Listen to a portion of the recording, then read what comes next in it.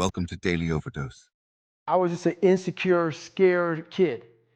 And the only way I could find myself was through putting myself through the worst thing possible. My biggest advice to give everybody in the world is, like I say, we live in an external world. Everything is you got to see it, touch it. It's external. If you can, for the rest of your life, live inside of yourself, stop listening to everything that makes no sense. All these insecure people putting their insecurities on you, you got to flush it out. You got to just be whoever the hell God or whoever the hell you believe in. If you believe in nothing but yourself, I don't care what it is. You got to take everything and throw it away. You have to believe in one thing, and that is yourself. And I'm not saying don't believe in God or what you believe in, but right now, for you to find greatness in yourself, you're not going to find it by looking in a book or by even hearing me. I may give you the spark, but you've got to go inside yourself to find it. And that means you got to be quiet. Go in a room, stop talking, search your soul, search your mind, search your abilities, and you'll find it. But if you're not looking for it, you won't find it. So you got to go start your journey. And the journey starts with you finding, why the hell am I here on this planet Earth? Why am I here? If you don't know that, you will live the rest of your life searching, always asking the question, why? Well, it was pretty crazy for me. It took a while to get to that point where enough was enough. What happened, I came home one night from work spraying for cockroaches. And long story short, I turned on the Discovery Channel. I saw some guys going through Navy SEAL training. And they're going through Hell Week, and they're getting their ass just beat. You know, in and out of the water, guys ringing the bell. They're just suffering. And I was weighing like 297 pounds. And I had to make a change in my life. You know, I was at an all-time low, and I wasn't going anywhere. And I was exactly what everybody said I was going to be, which was nothing. So I had to make a change. No one was helping me out. My dad made my mom kind of irregular. So she worked 3 jobs, went to college full time, so she was never around. One time this person drew a picture of me and said, "We're gonna kill you," on my Spanish notebook. And I took it to my principal. And my principal said, "They spelled Niger." That was the best advice he can give me. So long story short, what I realized was no one was here to help me. I started shaving my head when I was 16 years old. And the feeling I had every morning, I looked in the mirror, was horrible. And I didn't want to feel like that anymore. And how I felt was a kid going nowhere, a kid that was scared. And most kids will accept that and look for help. But the best thing that happened to me, no one helped me. No one felt sorry for me. No one looked at me and said, like this day and age, they'll take you in and they'll tell everybody, stop picking on this person. Back then, they didn't care. The KKK marched in our 4th of July parades. They had to stay 100 yards back, but they marched in it. Wow. That's how this town was. And my mom cared about me, but my dad took our soul. And she did the best she could. I had to figure out I wasn't going to be a punk kid all my life. So the only way I could turn around was to suffer. I had to build calluses in my brain the same way I built calluses on my hands. So I broke the Guinness Book of World Records for pull-ups a long time ago, but I failed at it twice. And I did 67,000 pull-ups in trying to break this record. So to do 4,030 pull-ups, I had to do 67,000 for training for that. And so what I realized is, for me to become the man I wanted to become, I saw myself as the weakest person God ever created. But I never blamed God for anything he did to me. So I wanted to change that to be the hardest man ever created. Am I that? I don't know, but he had to have a goal. And my goal, when I was sitting there, not going to school, being bullied, having no self-esteem, my goal was, the only person that's going to turn this person around is me. The only way I can turn around is put myself through the worst things possible a human being can ever endure. And that'd be the only way that I can build this brain to handle anything that comes in front of it, callousing my mind through pain and suffering. In the end, what would your advice be to that 16-year-old kid who's staring in the mirror, does not like what he sees, but is still running from adversity? Well, my biggest advice to him is that, first of all, he won't like what I say to him. Because I'm going to say the exact opposite of what today's world is saying. So we read a bunch of books nowadays. As humans, we want to find out how to be someone else. What we don't do is we don't go inside. So literally turn yourself inside out. Read the book that says, like we're writing a book every day of our lives, but we never read that book. So what I would challenge this young man or young woman to do is you have to look inside of yourself and see what you really want. What are you passionate about? We use these words and these little phrases of only the strong survive and all this other crap. They're all just words. I get so tired of hearing people just talking. Like right now, someone may think Goggins is just talking. You don't know me. So when I speak from passion. I speak from experience. I speak from suffering. I have to tell this young man or woman that the only way I believe, and this is my experience in life, the only way you're ever going to get to the other side of this journey is you have got to suffer to grow. To grow, you must suffer. And some people will get it and some people won't. But they have to see what their journey is to start their journey. Several people live to be 100 years old and they have great lives and they have great kids. Their kids go to college and all sorts of stuff. But somewhere in their life, there was a point where they had a decision to make. They can go left or right on this path. Left was the easy route. Right was the hard route. A lot of people take the easy route. And they had a good life that way, but the better life was going to the right side. And you may have 20 years of pain and suffering to get past it, but a lot of us die never truly starting our journey. And I would tell this young person, you got to start your journey. It may suck, but it will come out the other side when you're coasting. Every day, we're seeing who we are as people. When I was growing up, I lied for people to accept me because I didn't accept myself. So I would make up stories so that you would accept me into your world. Everything I did was for someone else to like me. It wasn't until I started reading my own book about how pathetic I was as a human being. I could blame my dad. I could blame kids at school. I could blame having health issues, ADD, my mom not being around. Great mom, but she was doing her thing. Right. I could blame a lot of people. And that's the book I was reading. And I put it off on everybody else. It wasn't until I said, you know what? For me to fix this, I got to read what is wrong with David Goggins. Not blame anybody. Read my book and say, okay, I'm afraid of my shadow. How can I overcome that? Go in the military, get your ass kicked, do things you hate to do, be uncomfortable every day of your life. Roger that. I'm not the smartest kid in the world. Okay. Instead of somebody saying, oh, no, you're smart. No, don't say that to yourself. I said to myself, no, I'm a dumb motherfucker. Okay, roger that. How do you get smarter? Educate yourself. So the things that we run from, we're running from the truth. We're running from the truth, man. So the only way I became successful was going towards the truth. As painful and as brutal as it is, it changed me. It allowed me to become, in my own right, who I am today. So hopefully I can help people that believe that they're much less than what they truly are. Help them find greatness in themselves. And greatness isn't running 200 miles at a time or doing 4,000 pull-ups or being a SEAL. Greatness is whatever the hell you dreamed of in your own mind. You got to first see it. You got to first create this vision in your mind. And then that's when I come into play. Once you create this vision in your mind, it's how am I going to get there now? And that's when I come into play. But first, you got to create your own vision. And it's not external.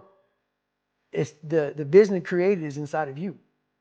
So until you create that, I'm nobody to you.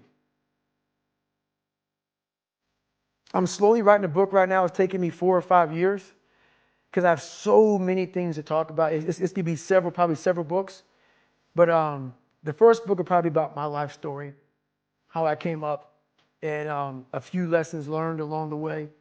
But, you know, I have so much to talk about, so much to say, just to give people a lot more than hope.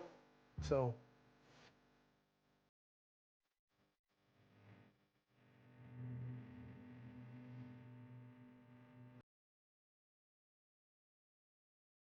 What should someone think about if they're struggling financially right now and they feel like they're they've been struggling for many years, and it feels like they're just surviving week after week, month after month. They're not sure how to get to that kind of sense of freedom for at least a 6-month runway or beyond. What should they start thinking about? You know, what you've just described, I believe the majority of people are living that way. Yeah. The majority. Now that's rather sad, but I think Yeah. it's true. And it's because we only have one problem in the whole world, and that's ignorance. They're living in ignorance. They don't know that what they're doing is going to keep them where they are. And they keep doing it because they don't know how to change. They're overwhelmed with the debt. People are saying, I need the money. They haven't got it. They want to take their family on a vacation. They don't have the money to go. So they may borrow it and go anyway. Now they got more debt. They have to understand that they don't have to live that way. I wrote a book called You're Born Rich. The truth is you are. Most people are just a little short of money, but you are born rich, rich in potential. And then you focus on prosperity. You've got to have a financial goal. You've got to work toward it. And you've got to understand that you can earn more than you're earning. And wealthy people don't have one source of income. They have more than one. I was earning money all last night while I was sleeping. Yep. You can actually earn more money when you're sleeping than you can spend when you're awake. Yeah. You know, it sounds like a cute line, but it's true. There's no end to what we can earn. If you are not getting information from someone who is already wealthy, then you're probably getting information from the wrong people. Most people ask their brother-in-law, or the guy next door, or the girl they know, how do I earn more? Hell, if they knew, they'd be earning it. They don't know. And most people talk to people that don't know. Carlyle put it very well. He said he did not believe in the collective wisdom of individual ignorance. And that's where most people are getting it, from people that don't know any more than themselves. I was on the fire department in a suburb of Toronto, and there was a man near there who became a friend of mine, Ray Stanford. He gave me a copy of Think and Grow Rich, and he said, Bob, if you do exactly what I tell you and read this book every day, you can have anything you want. Well, I mean, I was unhappy, I was sick, I was broke, and you know, and if anything you want, I thought it was nonsense. But he said something else. He said, listen, my way's working, yours isn't.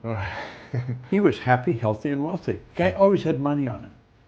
And big, healthy guy. And he said, you're unhappy, sick, and broke. So he said, I must know something you don't know. Why the hell don't you do what I tell you?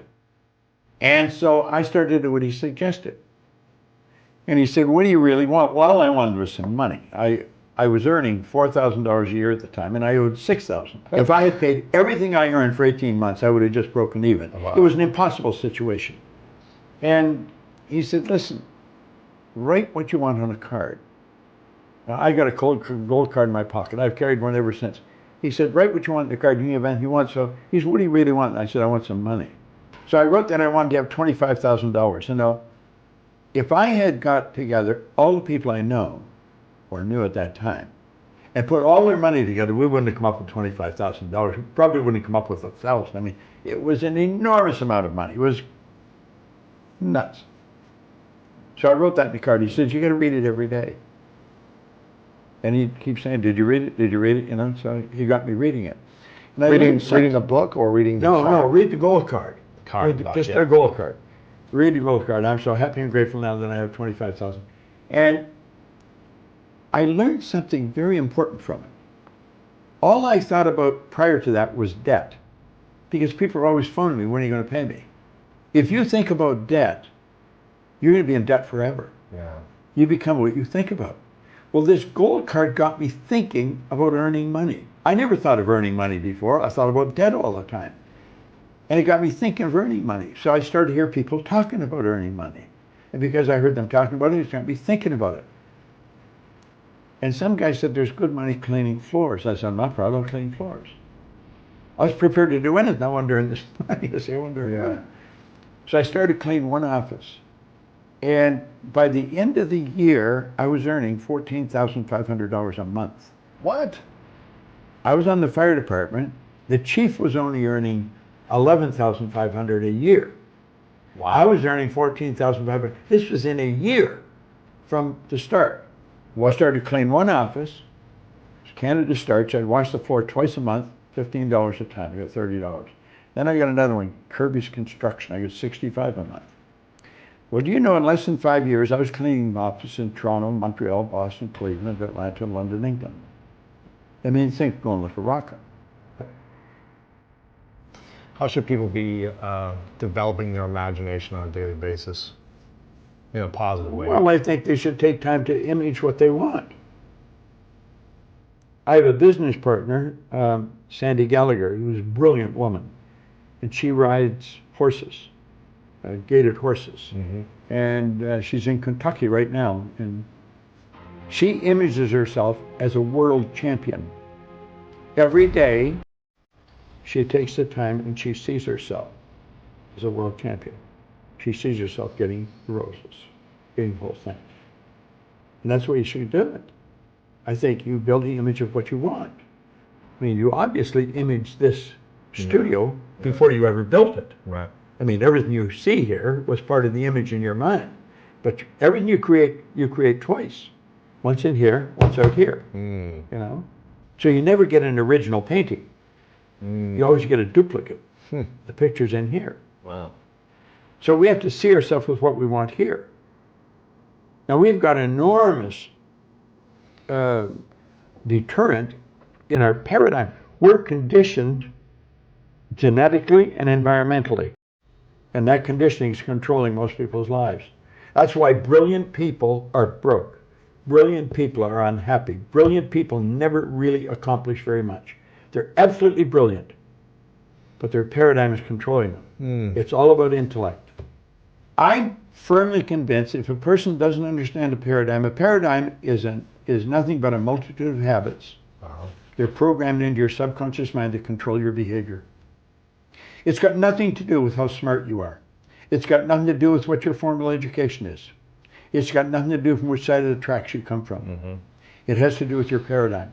The paradigm is a program in your subconscious mind. It's both genetic and environmental that's controlling your behavior. Everyone that can hear my voice knows how to do better than they're doing. And they may wonder, why don't I do it? It's because you're programmed to do what you're doing. Yeah. And until you change the program, nothing's going to change. Paradigm has to be changed. Most people live through their senses because we're programmed to do that. Literally, we're programmed genetically and then environmentally to go by what we hear, see, smell, taste, touch. But you know, I have a dog at home that can hear, see, smell, taste, touch. All animal life operates through senses. We've been created in God's image. We have these higher faculties. We are creative beings, literally. We have perception, the will, reason, imagination, memory, and intuition. They're the faculties that make us separate from everything else. Like, all the other little creatures on the planet are completely at home in their environment. We're the only creature that's totally disoriented in our environment.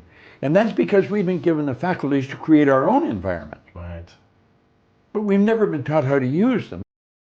What does the power of generosity do for the other person and do for you, the giver? Givers gain. I think the giver enjoys more than the receiver. And I'm convinced that giving is one of the basic rules of success. Well, you know, Emerson said that cause and effect was the law of laws. Action and reaction are equal and opposite. So it's in harmony with the laws of the universe. And I believe this whole universe operates in a very orderly way. I'm very tuned into laws, the laws of the universe. And I think that's why. When I could win, anybody can win. It's just a matter of getting the right information from the right people. I think we get too much information from the wrong people. And personal development today is such a well-known thing that for anybody not to be developing themselves personally is rather sad, I think. You know? So we have to help them as long as we can. Like, I don't think a person deliberately destroys himself. I think they're misguided. They're ignorant. They don't know. They're lost.